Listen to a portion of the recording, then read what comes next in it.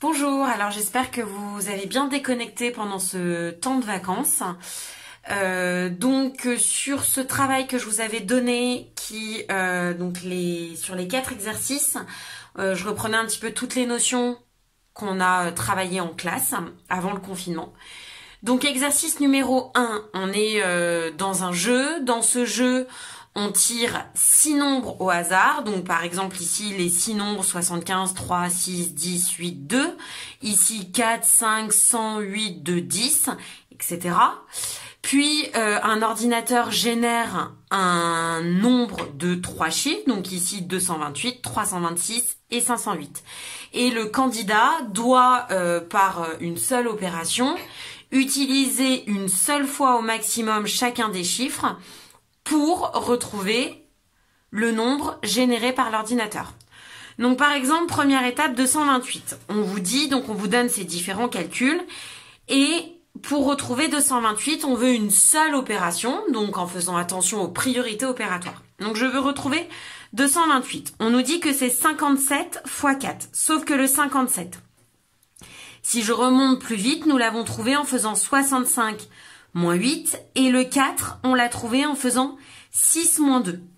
Attention, je dois absolument mettre les parenthèses, puisque je vous rappelle que c'est priorité à la multiplication. Donc 57 fois 4, ça nous fait bien 228. Sauf que 65, ce n'est pas un nombre qui a été tiré au sort. Donc je dois décortiquer encore mon 65. 65, on nous dit que c'est 75 moins 10. Donc je viens mettre 75 moins 10 moins 8. Ici, puisque la soustraction s'effectue de gauche à droite, je vais d'abord faire mon 75 moins 10, puis mon moins 8. Je n'ai pas besoin de rajouter des parenthèses supplémentaires. Fois 6 moins 2.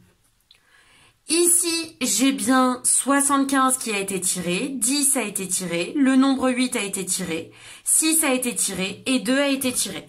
Donc ici, j'utilise bien que des chiffres qui ont été tirés au hasard. Et quand j'effectue ce calcul, je retombe bien sur 228. 326. Alors, pour trouver 326, on a fait 328 moins 6. Sauf que le 328, c'est 82 fois 4, ligne numéro 4, ce calcul, moins 6. Ok? Donc, 328 moins 6 et le 328, c'est 82 fois 4. Ok. Sauf que maintenant, on regarde. 82 a été trouvé en faisant 100 moins 18. Donc, 100 moins 18. Attention, parenthèse, fois 4. Puisque sinon, je n'ai pas ma priorité opératoire serait entre le 18 et le 4. Et le moins 6 qu'il va falloir qu'on écrive différemment, puisque le 6 n'a pas été tiré au sort. Je continue. C'est vrai qu'il faut mettre des égales, erreur. 100, c'est un nombre qui a été tiré au sort. 18, on peut l'écrire comme 10 plus 8. Donc 100 moins 10 plus 8. Attention, c'est moins le nombre 18. Donc là, je dois mettre des parenthèses. Puisque sinon, on enlève 10 et on ajoute 8. Attention, on enlève tout le nombre 18. Donc pour être plus rigoureux, je viens mettre des crochets. Fois 4. Mais il reste toujours ce moins 6. Alors ici, on a utilisé le 100. On a utilisé 10. On a utilisé le 8. On a utilisé le 4. Comment pouvons-nous faire pour obtenir 6?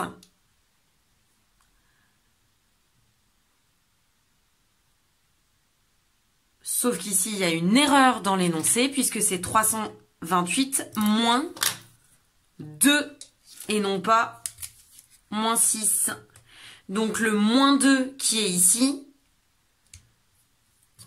c'est donc un 2.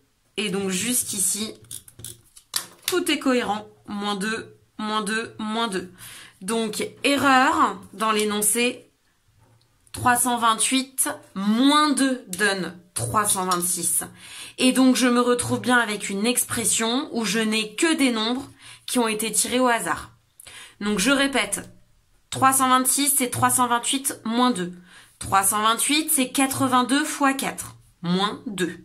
Ce 82 je le remplace par 100 moins 18, fois 4 moins 2. Et ce 18, je le remplace par 18 plus 8. Sauf que c'est une soustraction, donc je pense bien à mettre mes parenthèses pour que la soustraction s'applique autant au 10 que 8. Pour être rigoureux, je mets des crochets, mais j'aurais pu mettre d'autres parenthèses. Et voilà, et tout ça nous fait bien retomber sur 326. Dernier calcul, 508. Alors, 1016 divisé par 2. 1016, on nous dit à l'étape d'avant que c'est 1020 moins 4 divisé par 2. Si je l'écris comme ça, c'est le 4 divisé par 2 en priorité. Je viens donc mettre des parenthèses. Ce 1020, à cette étape, on nous dit que c'est 60 fois 17. Donc j'écris 60 fois 17 moins 4. Ici, je n'ai pas besoin de rajouter des parenthèses puisque c'est priorité à la multiplication. Et le diviser par 2. 60, c'est 50 plus 10, donc 50 plus 10, fois 17, et 17, on nous dit que c'est 25 moins 8. Attention, le 60 entre parenthèses, le 17 entre parenthèses, moins 4, et tout ce calcul doit être divisé par 2. Ici, j'ai bien utilisé mon 4, mon 50, mon 8, mon 10. Le 25 est utilisé aussi et le 2 est utilisé aussi. Et je retombe bien sur 508. Vous pouvez vérifier avec votre calculatrice. Exercice numéro 2, donc là c'était de la symétrie centrale. Il fallait retrouver le centre de symétrie. Je vous rappelle que la symétrie centrale fait faire un demi-tour. Et donc, ici, si je devais noter les points de la maison, j'ai en fait ici, donc par exemple le sommet du toit, ici, il est là. Si par exemple ce point on l'appelle A, on peut appeler A', le point qui est ici. Je vous rappelle que le centre de symétrie dans une symétrie centrale est toujours au milieu entre un point et son symétrique. Donc ici, j'ai 6 carreaux. Au milieu, c'est donc 3 carreaux. Et donc le centre de symétrie, c'était ici. Je peux vérifier si je trace le segment S', j'ai bien O au milieu du segment S'. Et donc, une fois que j'ai mon point O, je peux reproduire ma maison. Donc, pas d'erreur, je reproduis, mais à l'envers. Donc ici, pour avoir ce segment 3 rangs vers la droite, je monte de 2. Et donc là, 3 rangs vers la droite, je monte de 2. J'arrive donc avec ce segment. Je regarde, 1, 2, 3, 4, 5, 6, 7 carreaux pour arriver au point O. 1, 2, 3, 4, 5, 6, 7 carreaux pour arriver au point O. Donc si ici on appelle le point B, ici j'ai le point B'.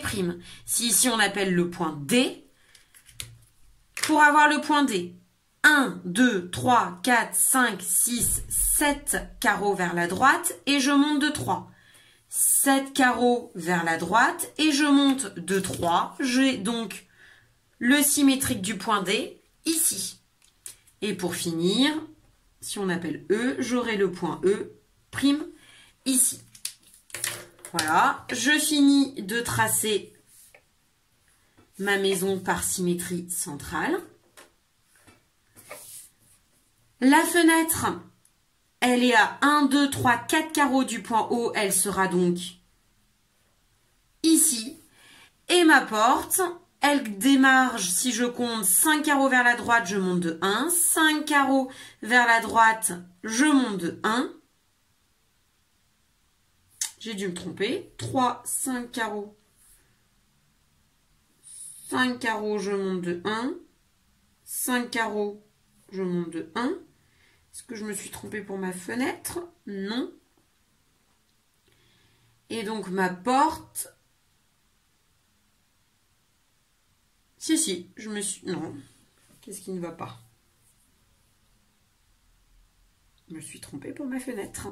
Je me suis effectivement trompée pour ma fenêtre puisque je l'ai fait aligner alors que pas du tout. Ma fenêtre se retrouve ici. Donc ne pas aller trop vite par un demi-tour.